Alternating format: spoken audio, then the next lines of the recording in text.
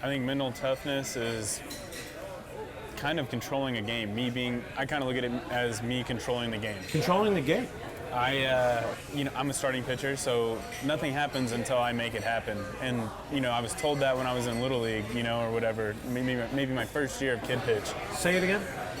That's kind of like the first thing that the coaches tell you when you're in Little League. Nothing happens until you make it happen. Nothing happens until you There's make it happen. There's no action until you want to throw the ball. The game is totally on you. Oh, right. And so from a starting pitching standpoint or even a pitcher standpoint, relief pitchers control the game as well.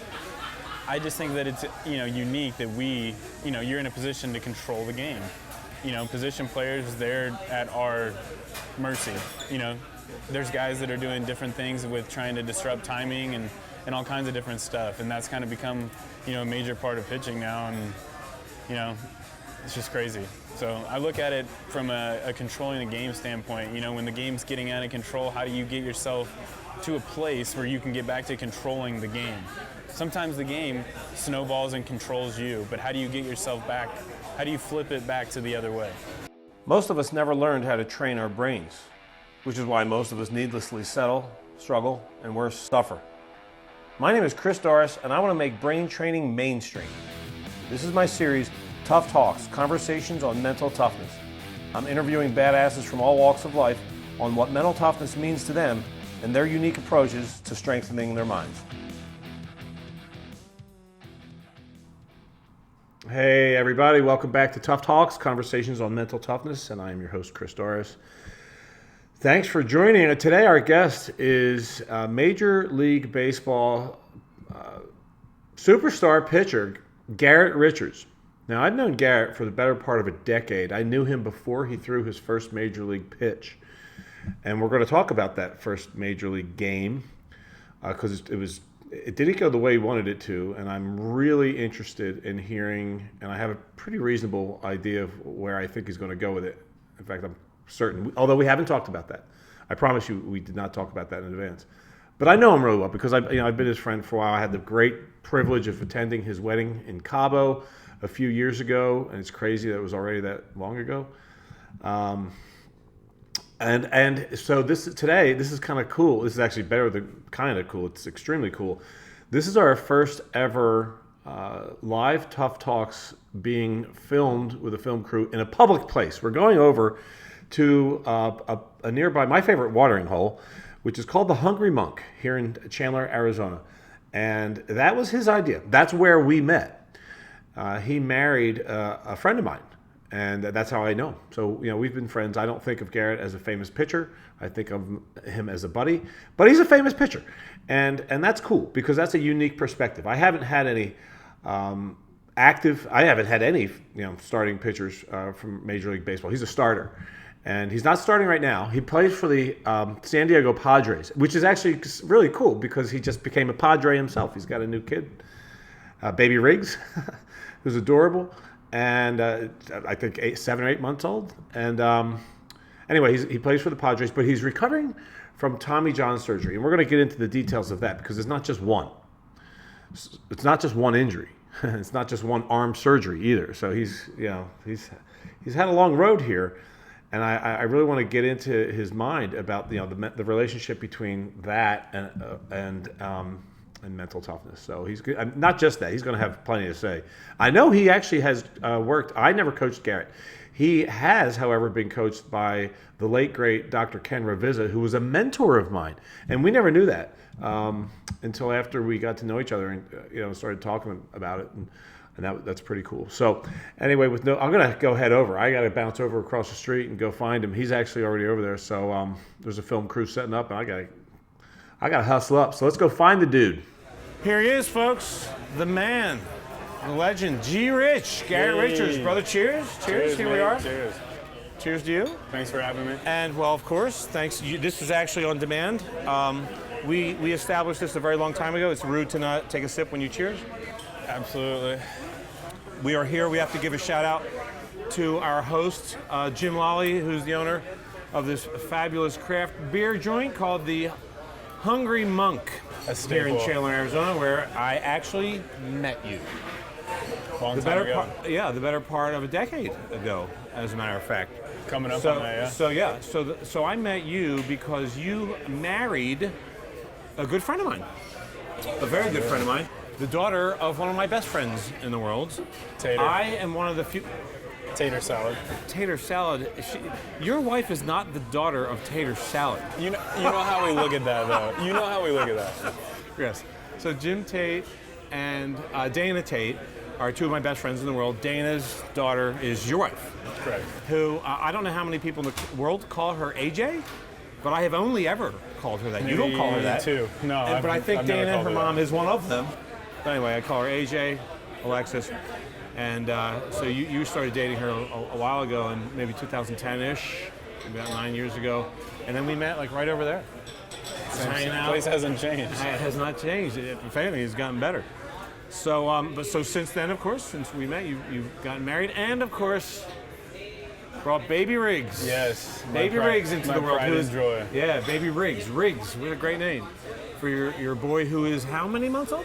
7.5, about to be 8 months. 7.5 months old, about almost 8 months old. And I gotta tell you, that kid is not only photogenic as hell, he's like ridiculously videogenic. That dude's got a lot of personality for like a human that is that new. He's a good-looking kid. He's a good-looking kid, but he's also very active. I like the video of him putting his foot in his mouth. Enjoy the flexibility now, because that faucet's already started dripping. So I love that you've made time for this because we're buds, and you're a famous professional athlete. You're a pitcher for the Padres, formerly of the Angels. I'll explain this momentarily. You were pitching for the Angels. We did customize this a little bit. Actually, I may as well, since it's up, I'll explain it now. This is Garrett's bobblehead when he was playing for the Angels. He were traded this year to the Pods, which is actually really cool, right? To the Padres. I signed a free agent deal. But that's yes. right, my bad. Thank you for correcting me. Right? So you just you go did down a free the road agent, to the right? Padres Exactly. school. Just down a little south, just down the street. But we've got your arm protected here. It's on the mend. So I'm a It's on the Phillies mend. fan. I'm a Phillies fan. I really, really, really wanted you to go to Philly. I really wanted you and Trout to go to Philly. I am like beyond devastated right now. But I will use all of my skills, all of my mental toughness tools to get through this. But it's not about me, it's about you. So you are now a Padre, which I love because you just became a Padre. I am. And you're right down the street. So we're going to go see you play. But you know a guy named Scott Wright. Mm-hmm. Scott Wright has a son named Garrett. Actually, I don't know if it was Garrett. I don't know which of his sons. But do you know what this is? It's a bozo nose. Guess where I got this? I couldn't tell you. This is amazing. Right. Did you ever see the movie Patch Adams? Once. Yeah. With Robin Williams? Yes. This is actually from the real Patch Adams. Come on. From the real Patch Adams. I met a guy that's a doctor that worked for him, and I went to an event last year called A-Fest in Sardinia, and I met a guy that works for the real Patch Adams, and he gave me this. So one of Scott's sons, I don't know who did it, went up to my office and put this on your arm to protect you. Probably the cutest thing you could possibly do. How good is that? I mean, how good. can you Now, not I did smile? the artwork. I changed it to the Phillies. I don't know if you can see that, but I changed it. I had to do that because that was it's just From one a of my things. distance, it looks a little like cartoony, almost like... It's a good job. Like Japanese league type. You have to get really close. I don't know though. that that's a word, Japanese league, but Well, we'll no, go there's a league like a Japanese league. Like their uniforms have like kind of like more bubbly. Well, this creative was just me letters. wanting to go. This is actually some of my best artwork. It didn't work, but anyway, I'm protected though. I'm on the mend. you are, and that's how much people love you. I love that. Right? I think that's great. That's why I'm leaving it there. It's not where it goes, but it does now. After being a father, Keep that's that in my awesome. office. And, yeah. What's that? After being a father, that's awesome. That is pretty sweet. I understand that on a different level Yeah. now. Yep. So I talked a bit about in the introduction right before we started. I talked a bit about your biography.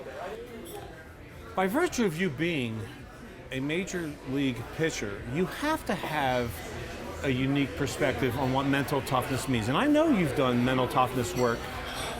So if you could just, and I make this so abundantly clear, right, in all these episodes that like the purpose of this Tough Talk series is to have the people who watch and or listen just hear unique perspectives from people from all different walks of life on what mental toughness means. So let's start with that. Okay. So in your language, what is mental toughness? And how does it play a role, even though that might sound like a obvious question, in your professional experience? I think mental toughness is kind of controlling a game. I kind of look at it as me controlling the game. Controlling the game. I'm a starting pitcher, so nothing happens until I make it happen. And I was told that when I was in Little League, or whatever. Maybe my first year of kid pitch. Say it again. I mean, that's kind of like the first thing that the coaches tell you when you're in Little League. Nothing happens until you make it happen. Nothing happens until you make it happen. There's no action until you want to throw the ball. The game is totally on you. Oh, right. And so from a starting pitching standpoint or even a pitcher standpoint, relief pitchers control the game as well. I just think that it's, unique that you're in a position to control the game. Position players, they're at our mercy. There's guys that are doing different things with trying to disrupt timing and all kinds of different stuff. And that's kind of become, a major part of pitching now. And, it's just crazy. So I look at it from a controlling the game standpoint. When the game's getting out of control, how do you get yourself to a place where you can get back to controlling the game? Sometimes the game snowballs and controls you, but how do you get yourself back? How do you flip it back to the other way? So can you answer that?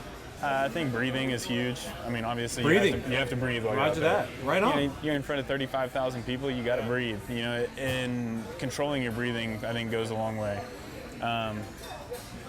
Finding a visual that you can kind of look off to kind of get yourself back into the moment instead of letting the atmosphere take over what's going on. What do you mean? Like a visual? Like, some guys will look at the top of the flag or top of the foul pole, or some guys will look at a part of the scoreboard or a sign. Wait, so you're saying like the foul poles are behind you?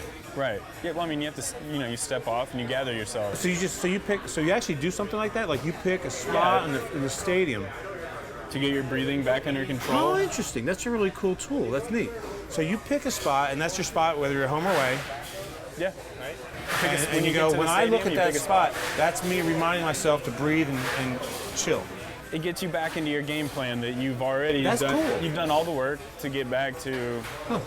You've done all the work to prepare for this game.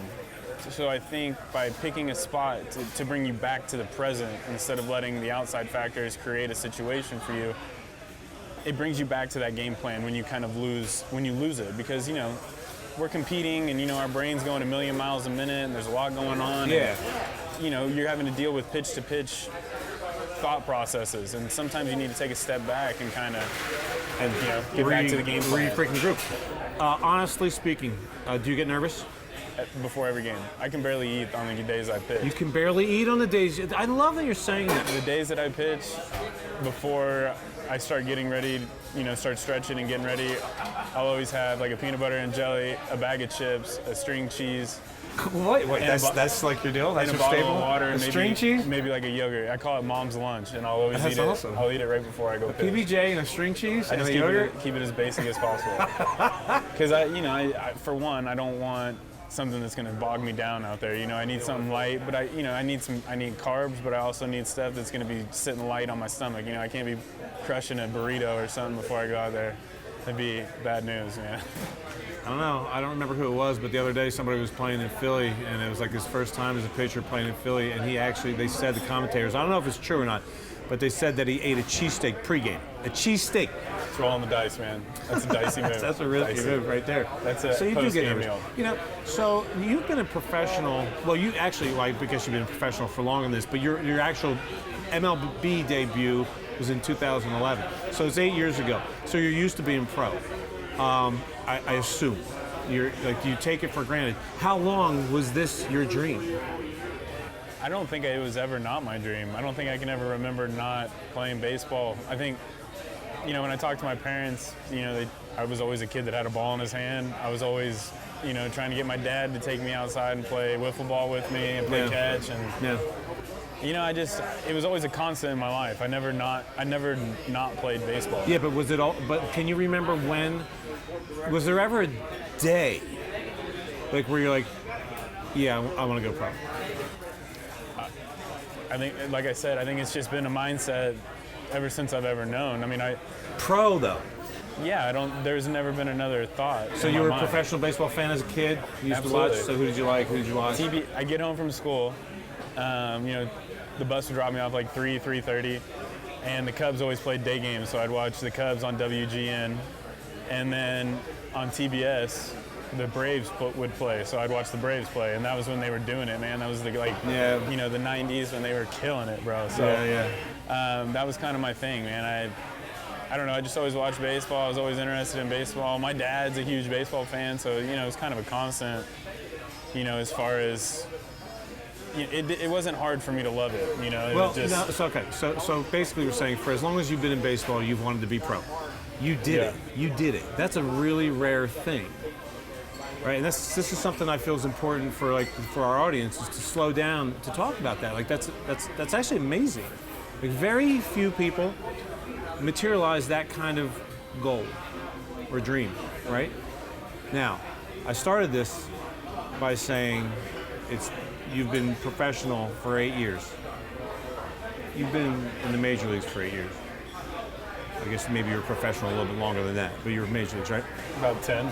Yeah, okay, so all right. Do you still appreciate it? Like, have you grown accustomed to it? Is it like, yes, that's cool, that's amazing, but I got more shit to do now? I love baseball. I think I went through a period of time where I was injured a lot, and I'm still going through injuries now, but there was definitely a part where I probably I took the game for granted a little bit. I took my health for granted. You took your health for granted.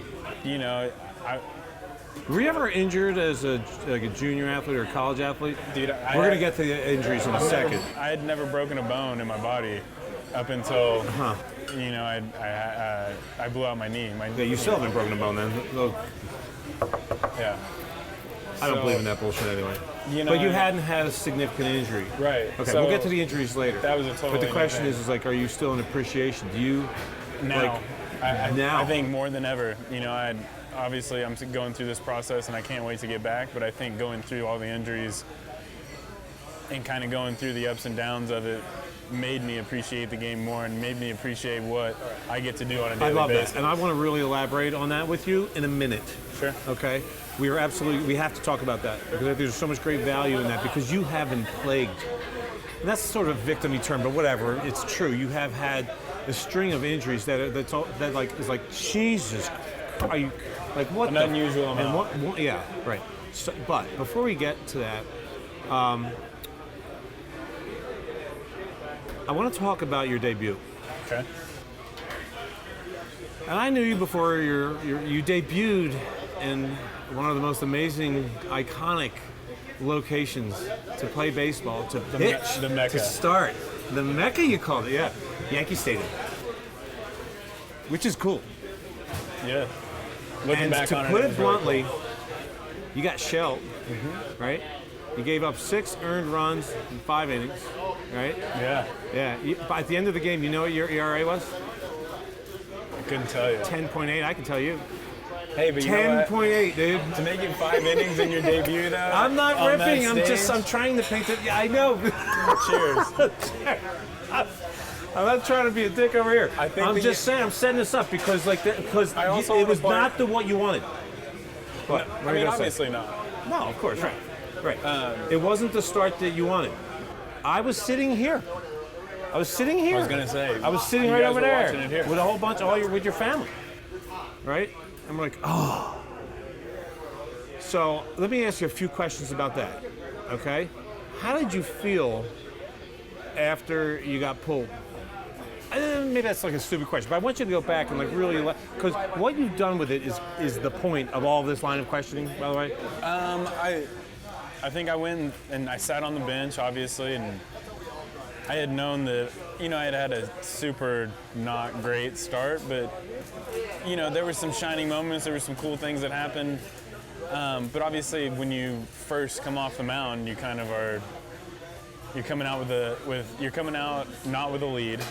You know that you just handed the bullpen 4 innings to swallow. Yeah, but didn't you also feel like did you feel like you had something to prove? Like, this is your debut, dude. This is your debut. And you're like, that is not how I wanted that to go. I think you instantly think about going back down. Getting sent back down to AAA. Right. You know, so. Right, like, did I just blow it? Did you have that thought? Did I just blow it? In your mind. Did I just Absolutely. like fuck up my career? Did you think that? No, not my career, but I was like, damn, I ruined my first opportunity. Okay. You know, my first opportunity to shine, I feel like I didn't answer the bell, you know what I'm saying? Well, that experience, I don't know. Let me put this, I was going to say a statement, but I want to put this in question form. Oh, the Yankees are on right now. Did it define you? No. I think it Did it serve you? I took a lot of good from that. What? And it took me a while to look for the good in the bad. It did. And that's something that you have to, you know, as you go through this process of a career, are going to have plenty of ups and downs. But I feel like until you learn how to benefit from the downs, the ups aren't going to be as up as they possibly can. You know? Yeah, of course. I think regardless, I got through it, and to me, it was like, hey, I can do this though. I just got the first one out of the way. I can do this. I just went out there on the biggest stage. Yeah. And did it. Yeah. How many people could do that? You know what I'm saying? Yeah. So like in my mind, like I still had confidence too. You know. Do you still think that? Like, how many people could do? Like, do you still remind yourself of the rarity of what you're doing? No, because I think I stay in the moment. I surround myself with like people. I have a lot of baseball friends. So like, you know, we talk about the same things. We share the same interests. Yeah. We have the same drives. We have the same goals.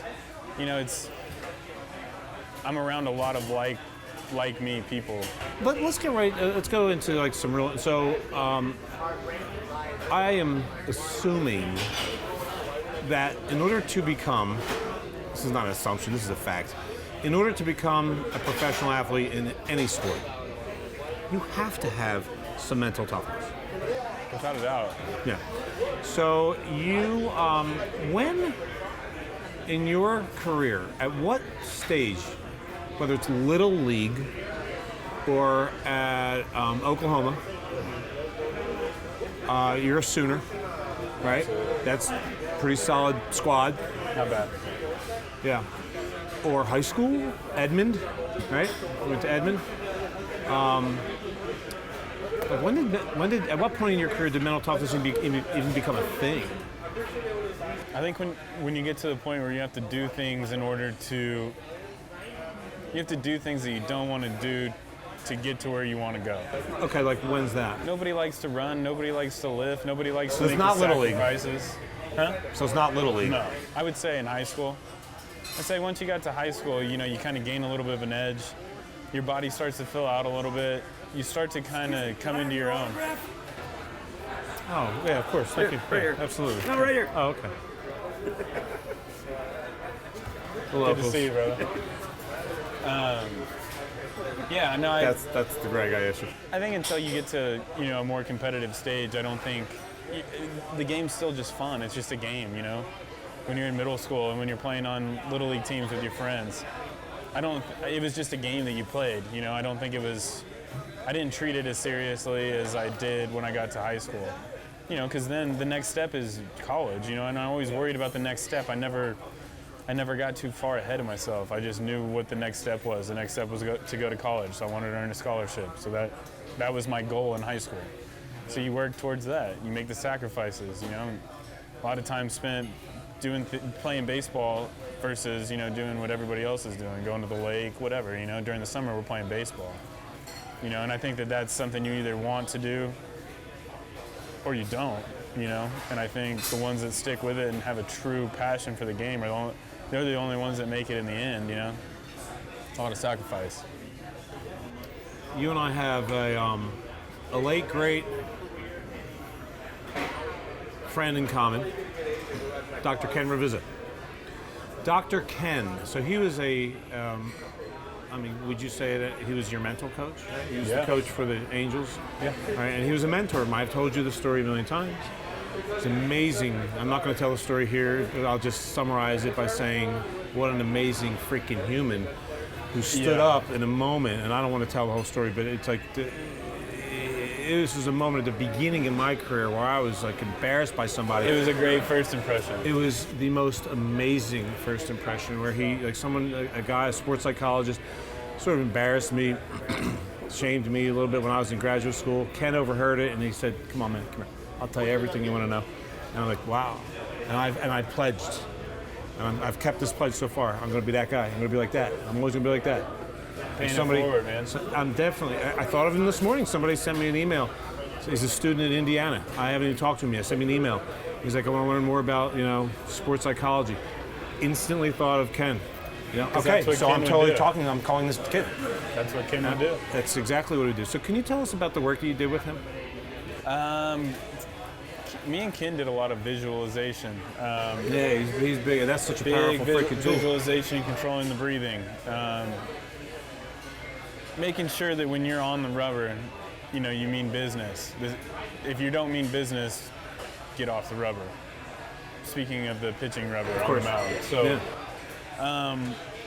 but me and Ken, we would get together before my starts and in a conference room, completely dark, and I'd lay on the ground, and me and Ken would literally go through the first 5 innings of the game, 5-6 innings of the game. So he'd guide you through that. Just visualizing everything happening before it even happened. He would create havoc. He would create success. He would create unfortunate. Yeah. He would create a game-like scenario that you could visualize before you even went out there, and it made the game seem like you had already done it, Yeah. And by controlling the breathing, like I had mentioned, man, I just feel like if you can control that breathing, you can control your mind. You can control the way you think. So do you actually still? So you mentioned breathing. You obviously use that. I want to watch you a little close.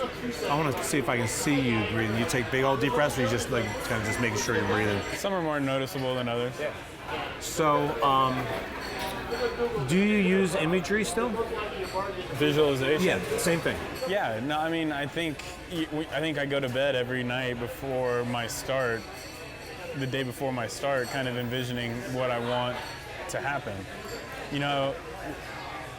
You play the same team 3 or 4 times, so if you're not facing that team for the first game of the series, you get to watch a couple games before it's your turn to pitch. So I'll go through the lineup and I'll go through each hitter and kind of I'll think to myself, what do I want to throw them? And if I throw this, what am I going to come back with? Or how do I want to attack them the first time through the order? And you're doing all that the night before. I think it's the only way I can go to sleep the night before I pitch. Wow. You get nervous, man. I mean, it's hard to sleep the night before you pitch. So that's just a way that I'm able to kind of just use the nerve, just kind of relax, man, and just I'm doing work while not doing work. No, just sitting there. You are doing work though. That is it is work. Do you have a pregame? Oddly enough, man, every day is kind of different. I just go kind of based on how I feel. If I come in feeling great, I'll stretch and do everything as much as I think need be. But some days are, Do you? I should be more specific. Is there anything that you do before the games, mentally, to prepare yourself? Like I said, we go over the game plan and everything. I mean, like the day, and I mean like right up. I'm talking right before I go out. Okay, yeah. So I'll sit down with the hitting or the pitching coach and the catcher that's catching that day, and we'll go over the game plan. I'll tell them what I want to do. They'll tell me what they see. We'll kind of come up with something that we can take out there. Obviously, your game plan's not always going to be exactly what you want it to be. It's never going to be exactly. Well, actually, maybe not never. You could literally not have fastball command that day, but your slider you can throw anywhere you want. So you use your slider to get you back. It's just not every pitch is going to be there every single time. So. But sometimes it will. And those are the magical days. Yeah. In fact, you could use the word immaculate.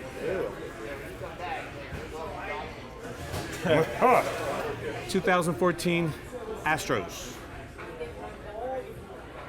Yeah. First inning? I don't even remember. I didn't even know that I had done it. What is an immaculate?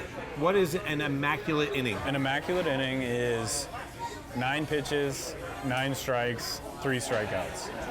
So literally, exactly what you got to do to get so 3 strikeouts great. in the least amount of pitches possible. Yeah. And I mean, it's happened a couple times this year already. It happens a couple times every year, but Oh, really? I had no idea that I had even done it until after the game. What? Reporters had asked me, because you're so locked in, man. You got tunnel vision. You're like, okay, cool. Really? You're like, okay, that's a 10-pitch inning. That's great. That means that I get to save bullets and I can go deeper into the game. That's how I was thinking. I'm thinking about Save bullets. I like that. That's I'm fun thinking term. about You my get to pitch. Save bullets. I'm thinking about being, pitch efficient. I'm trying to go as deep into this game as possible. Yeah. If I throw 100 pitches in 5 innings, I can't make it till the No? 7th inning, the So- 8th inning. Yeah, and this is not really about mental toughness. It's just kind of like your opinion on pitch count. Like, do you think that it's like, because now when I grew up watching baseball, that wasn't a thing. Like, it wasn't a Guys thing. would It throw was 200 pitches. Yeah, A game. so They didn't care. I think that the evolution of baseball and the way guys are throwing now, I mean, it's not uncommon to have an entire bullpen that throws 95 plus. There's nobody that throws 80 miles an hour anymore around. You know what I'm saying? The 88 to 91 mile an hour fastball guys, unless they have incredible spin rate now. I mean, now they're going off of these, Rapsodo numbers, spin rate and all this other stuff. you actually had the highest spin rate, right, on curveball and. It's not. I don't know. Anyway, you did. Spinning In all of Major League Baseball. Spinning of baseball is not my issue, but I'm saying for I'm guys, just trying to give you some props here, bro. I know, but I don't like that. Same. But the guys that don't necessarily throw really hard, they might have that super spin rate. That plays really well. Guys are pitching up in the zone more now too, so that guys with spin rate are pitching more up in the zone. Yeah. So let's change it up a little bit here. Can you think of a time in your life, and this doesn't have to be baseball related, but sure as hell can be, where the absence of mental toughness affected you? Yeah. Like when you look back, you're like, man, it would have been really handy to be, tougher there emotionally, to be more emotionally masterful. Sure. I mean, there's plenty of games over the years. I mean, I think I've had three starts in my career maybe where I've gone like less than 2 innings. Didn't even make it out of the second inning. Right. I think at Yankee Stadium I only went like an inning and a third. Not your start. No, you went this 5 was innings. even as recent as last year. Oh, really? Yeah, so I mean it happens. It does happen. It's not uncommon, but the good ones don't let it happen. You know what I'm saying? I have to be able to mentally get myself under control. I think I let outside factors. It was kind of drizzling. It was raining. And you were complaining about that in your head? I mean, it's hard to get a grip on the ball. These are things that are going through your head. I'm not thinking the way that I'm supposed to be thinking. I'm supposed to be overcoming adversity, not acknowledging adversity. You know what I'm saying? Yeah. So looking back on, shitty moments like that, you pull the good from stuff like that, and I know next time I'm in a situation like that, like I'm going to bear down and get the job done. Yeah. It's just, I think you learn a lot, man, from failure. Well, and that's really important. Okay, so we're going to talk some more about that because for people listening or watching, you're this, you're on TV, you're professional baseball, you're a starter, you get paid handsomely, you're very successful, and what happens is people attribute power to you, but the truth is, or a lot of times, in the attribution of power to you, what also happens is a lot of times people say, well, he's like an anomaly. He's like an outlier on the normal curve. He's not normal. And of course, you have maybe abnormal levels of talent. They think that we can't relate to everybody else. Right. Which is why I love, when you talk about your vulnerability, and you talk about it openly and actually very creatively. You're like, well, and you haven't said this to me, but I hear this, is that it's almost like thank God for it. So you have, in the last 3, more than that, years, you've been dealing with some serious freaking injuries. Mm-hmm. Right?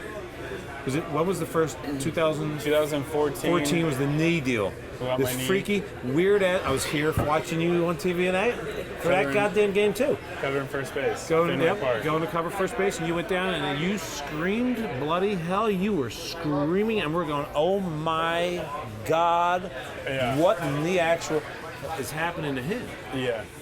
Yeah, Uncomfortable. And it was a patella tendon. Patella tendon rupture. Freak, weird, kind of. This is an abnormal I was told pitcher that thing. I was told that if I tried to do that again, there's no way I could. You know, so Did you have a FML absolutely. moment You there? absolutely- And like, anytime you get hurt, the first thing you ask yourself is why me? Why me? Why did this happen to me? especially when it's a freak thing like that. Because to be honest, I think you ask why me, but I don't think as an athlete you question that being like, you know, of a higher being. I think you question, okay, what did I do to make this happen? Did somebody slide into me? Did something happen?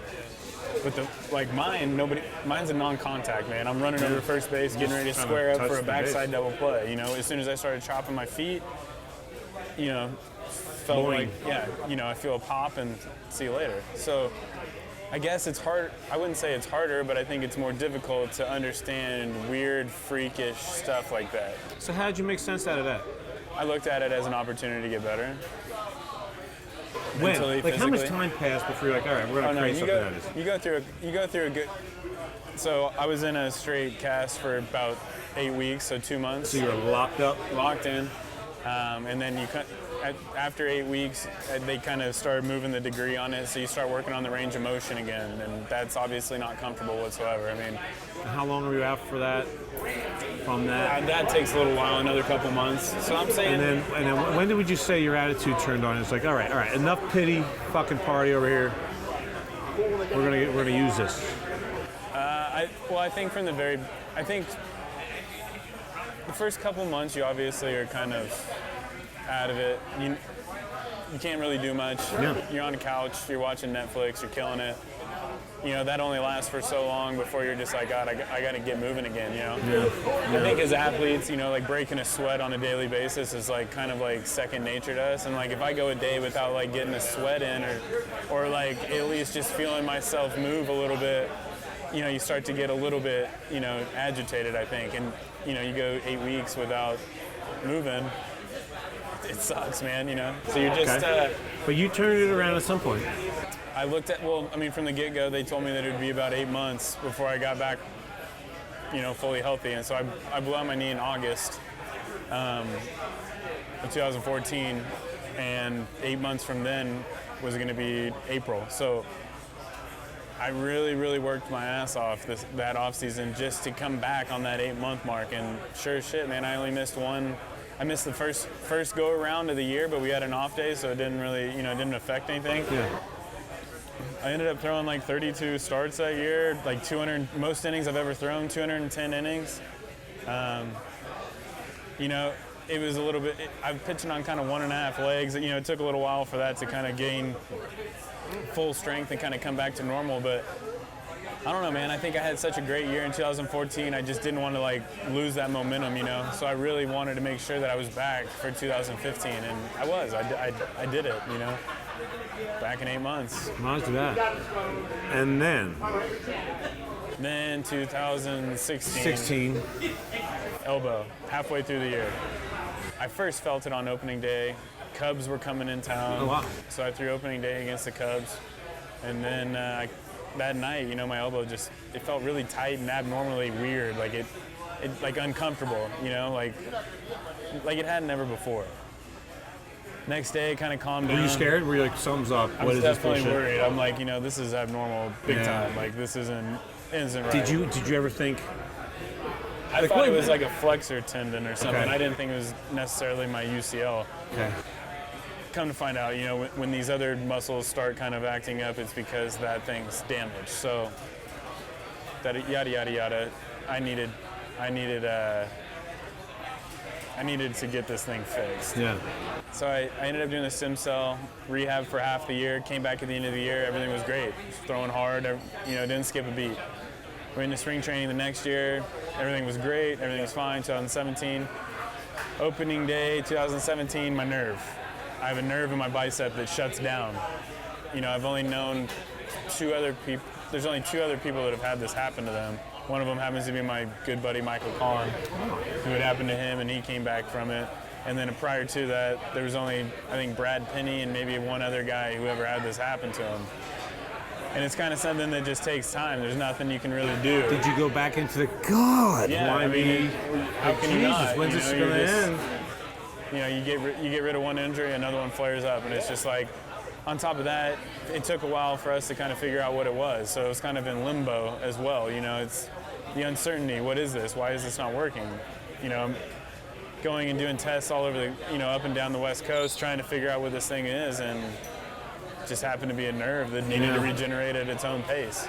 So you can actually say at this point now, and by the way, yesterday I read an article that you didn't even know came out, that your recovery is going tremendously well, and that there's just at least even if it's minuscule, a possibility that if the Padres make the playoffs, maybe you could even make it back for the postseason, which is amazing, because I think when this started, everyone's like, all right, well, I'm definitely out for the whole year. So that's pretty kick-ass, right? If you're going to, so you're a veteran of injury. I know my way. You paid your dues. One or two. You paid your dues. Well, you had 3 in a row. Yeah. And the second was the same thing twice, virtually. Things happen in threes, so hopefully I'm moving forward. Okay. Yeah. So if there happens to be anybody watching or listening who's an athlete, who is having some, at any level, similar experience, what advice would you give them? Like injuries, dealing with injuries. It's a huge thing. You know, and as when I was doing only sports psychology, like exclusively coaching athletes, it was a big deal. I had a lot of people come with the singular intention of how do I deal with the injury. Right. So I mean, because it seems like the general, and I'm making this a really long question, but the general conception is that if it's a big injury or if there's a series of injuries, then maybe I'm just not cut out for this. You know, the thinking could go pretty dark. So I think as soon as you realize that you're not the only one who's ever had to deal with that specific injury, it's easier to kind of accept it. It could happen to anybody. And people deal with injuries all the time, especially in sports, you know? And to be honest with you, if you don't look at it, if you don't come out of that injury better than you went into it, I look at it as a wasted opportunity. I think obviously injuries happen and they're unfortunate, but I think if you spin them in a way that you can make them positive, not only does it make the time fly by a little bit faster, but the reward is so much more gratifying. You know, when you come out at the end of the tunnel and you're back playing and you're having success, it all makes it worth it, man. It makes it all worth it.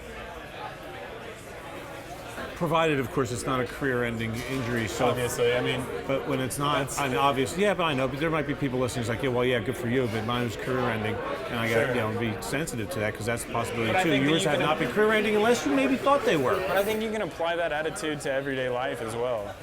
Say more. So I don't think necessarily it has to be sports related.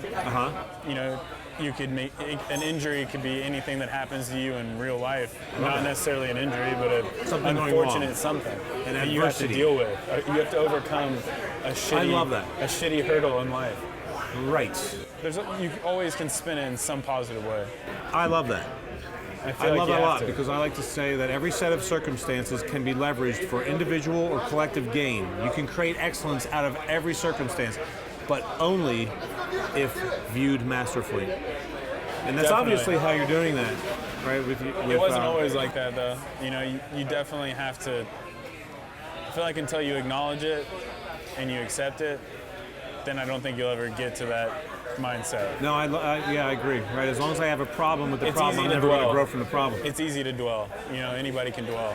But to get over that and to move into a positive direction that's going to benefit you, that's mental toughness. Dude, that's it right there. Yeah, right. But how much more incentive, you know? Like, dude, you get to better yourself. You know? You get to come out of this better than you went into it. I'm going to use this. Absolutely. Use it as a way to become better. Right. That's what I do. And it's not, well, good for you. Cheers to you on that. So next question is, what are, and if this isn't something that you want to say publicly, I totally appreciate that, but I am interested in it, so I got to ask you, what are some of your biggest goals for yourself right now as a pitcher? What do you, like when you look forward, you're like, all right, this is what I really want to create with my career? Like right now? Like as of right now? In this very moment, where we are. I mean, I think when you get hurt, I think you get forgotten about.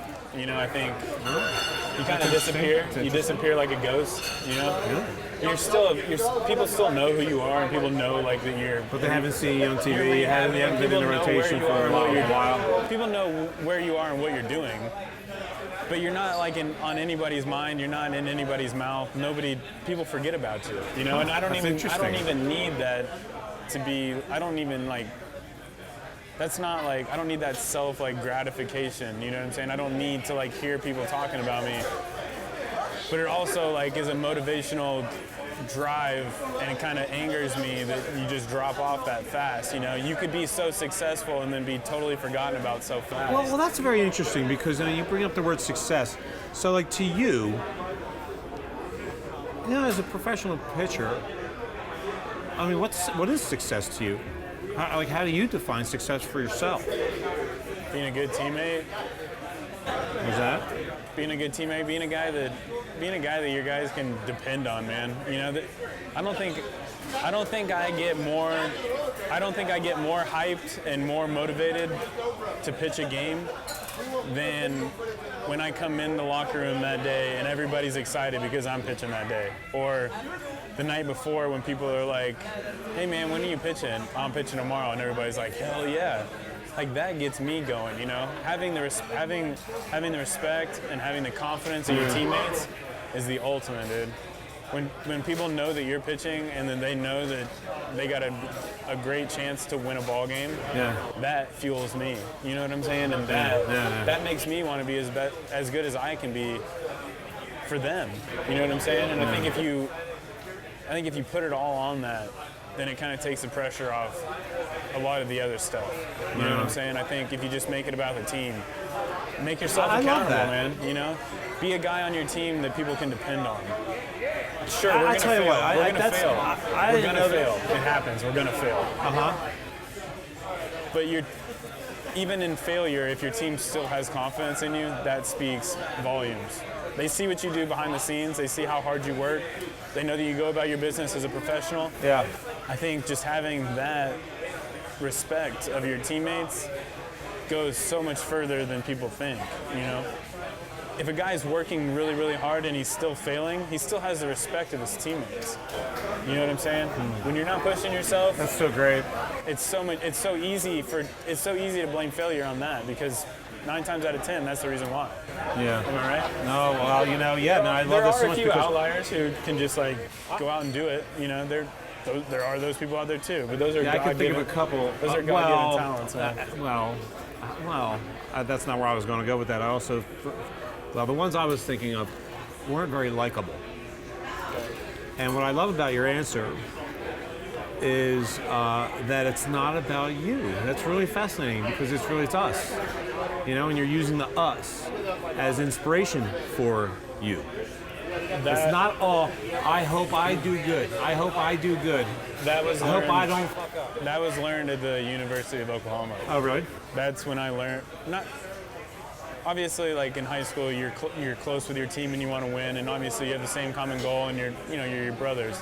But the things that I went through at OU, and the way that we came together for 3 years, and we took that program for where it was when we first got there, and how we left it. Yeah. That's one of the more prouder accomplishments I have of your career. I love looking back on it. That's amazing. What we went through sucked. The weightlifting, the early running, all the shit, all the study hall, everything, man. A student athlete at a major Division I or even a college in general, it's so much added to on top of just being a student. Man. You got to juggle a lot of stuff. Right. So I think you learn how to be a man. You learn a lot of things in that period of time, and I think that got me ready for professional baseball. If I would have signed out of high school or gotten drafted out of high school, I don't think I'd still be playing baseball. I don't think I would have been able to handle. Why? I wouldn't have been able to I don't think I was mature enough to handle what it takes to be successful at this level. I don't think I was prepared to give what it took to be what I wanted to be. I think it took me going to college and making the sacrifices and going through the 3 years of hectic everything to where when I got to pro ball, man, it was like all I have to do is worry about playing baseball, tunnel vision, the goal is to get to the big leagues. Everybody get out of my way. That's pretty much the mentality, man. Beautiful. Right on. Well, I think I speak for a lot of people when I say I cannot wait to sit here and watch you again on the big screen. I'm pumped, man. Yeah, well, hey, thank you. Well, first of all, a shout out to Jim Lawley and all the people at the Hungry Monk for hosting us today. If you happen to be in Arizona, come to the Hungry Monk in Chandler. If you like craft beer, you need to check this place out. The food, man. Talk about the food is legit as well. And we need to probably give the beer chef, Giddy Goldberg, a little shout out for that, right? Phenomenal. So thank you guys for all that, and thank you for making time. This was actually your idea. It was my idea to it was, of course, I asked you to be on. It was your idea to demand that it occurred here in a fun place. This is the first time I've ever done. We've probably done 40 episodes of Tough Talk over the last couple of years. This is the first time we've ever done one in a public place. I think you can just relax in an environment like this, and I think that's what. And this is where I know you. People are this is our comfort zone. This is a staple. Man. So I appreciate you, and I appreciate all you've shared today, and thank you for being a guest. And I can't wait to see you out on the mound, brother. Absolutely. See you, babe. All right, thanks, man. Appreciate it.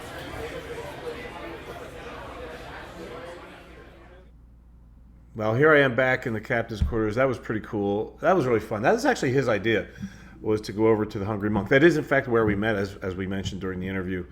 So that was really cool for us to go hang out over there and do our first ever Tough Talks live recording in a public place. It was pretty neat. And easily my favorite takeaway from that conversation with him, and one of the reasons I really love G. Rich so much, is that it's not like jibber jab. It isn't lip service. It is his truth. And I've never coached him. Like, he's never a client of mine. He's always been a friend. And this is his subscription, is that, I just convert adversity into fuel. That's not his language, but it could be, right? I mean, it's what he's saying. And he's had his damn share of it, that's for sure. Especially lately with the injuries. And I just love his attitude about that, So, and I also love that he brought up the fact that it's not just like the approach to not dealing with, but creating from. Growing is his language. Growing from the adversities is not limited to injuries in life, and it certainly isn't applicable only to athletes. So I'm sure you've had no difficulty bridging the gap between his experience and his choice on how to utilize, right, quote, setbacks, and think about ways that maybe you can strengthen your own ability to do that in your life as well. So I hope you really enjoyed it. I enjoyed him so much, and I really can't wait to get to see him back on the mound. So thanks for tuning in, as always, and until next time, create miracles.